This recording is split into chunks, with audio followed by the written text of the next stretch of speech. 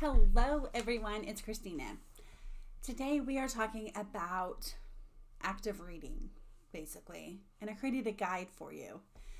So I am super excited. Basically today is the kickoff for the Reading Challenge 2020 here at my24plan.com. And if you haven't already, make sure that you add yourself to the email list so you'll stay updated.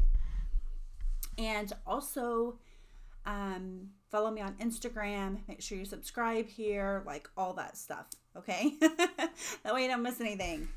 You don't miss anything. So I'm just going to kind of go over just a few things that I put into this blog post. Okay? I wanted to help you guys set up a reading journal and to set it up in a way that is going to be useful for you.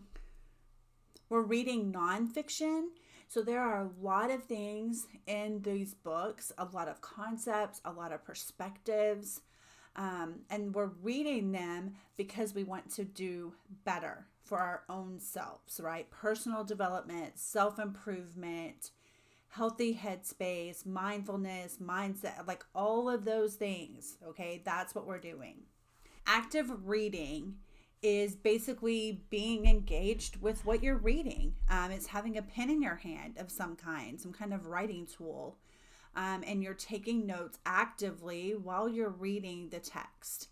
And you're absorbing what the author is talking about and their perspectives and insights and all of that research and time and energy that they have put into this book, okay?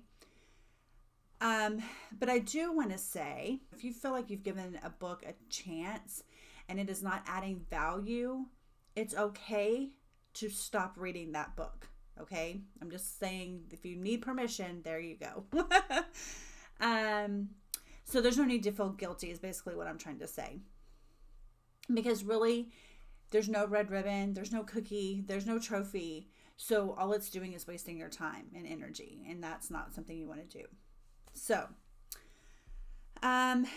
what we want to do when we set up a reading journal is kind of prepare a little bit on the front end before we even begin reading, okay?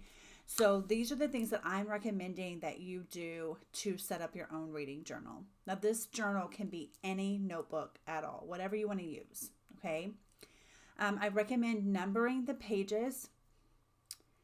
I recommend creating a title page, and that would at least have a title and author on that page. I recommend adding maybe the reading challenge schedule if you're doing this in a book club or if you're joining me here at My 24 Plan for the reading challenge. Maybe jotting that schedule down in the beginning of your notebook. Also, the table of contents from the book that you're going to be reading.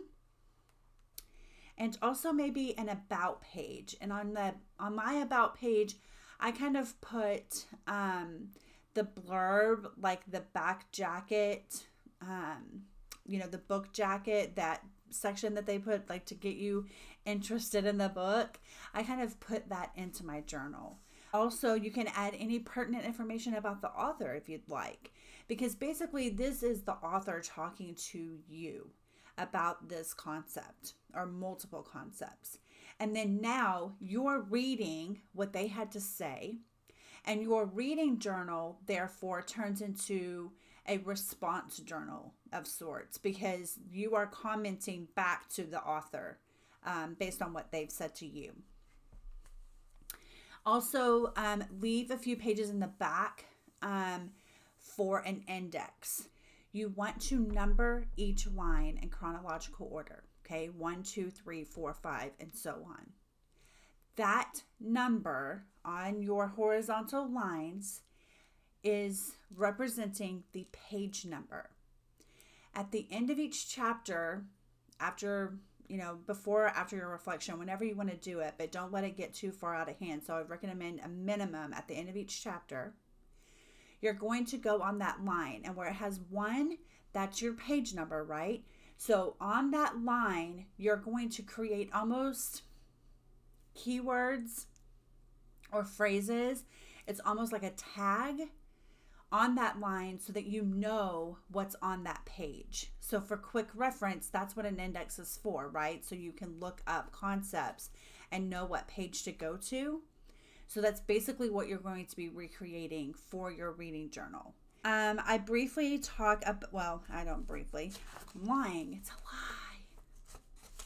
I also talk about active reading strategies, okay? And so I kind of talk about using the headings and subheadings as, titles in your reading journal, themes and keywords, creating a personal glossary,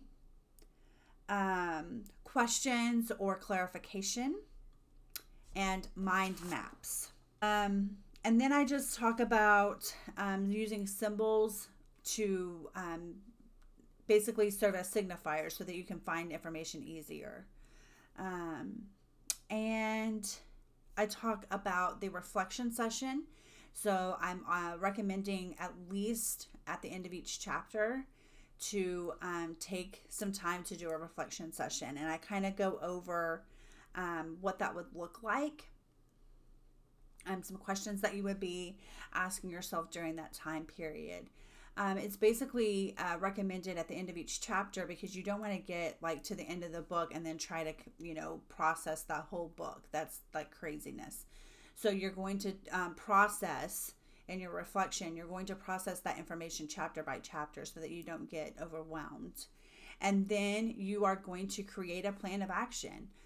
You're going to figure out some ways that are practical for you to implement what you've read and to cultivate those concepts into your daily life, because that is why we're reading, to become better versions of ourselves, not to compare yourself to another person. I also, in this blog post, created links for you for various journals and journaling or annotation supplies. And annotate is a fancy word for note taking, to take notes. So I hope this video was helpful. I just wanted to come on and kind of share a little bit more about the reading journal. Obviously, next Friday, I'll put the date on the screen. Next Friday, you will get to see how I use my reading journal. And so that'll give you a little bit more insight. I also want to mention too that as you progress, even during the same book, as you progress through your reading journal, you're probably going to change the way you do things. I would just say if you use color coding or any symbols, signifiers, those type of things, to just create keys so that you know what you're looking at when you go back and look at that in a year, right? So, and also to remember to document quote page numbers. In case you use that information anytime in the future, you would already have that page number documented for those specific quotes. Make sure to check the description box below. And I'm super excited to share with you because I've already started reading. I'm super excited to share with you all my reading journal and the insights that I gained from chapter 1 and 2. So be sure to subscribe so you don't miss those videos. And I'll see you guys in the next one. Bye.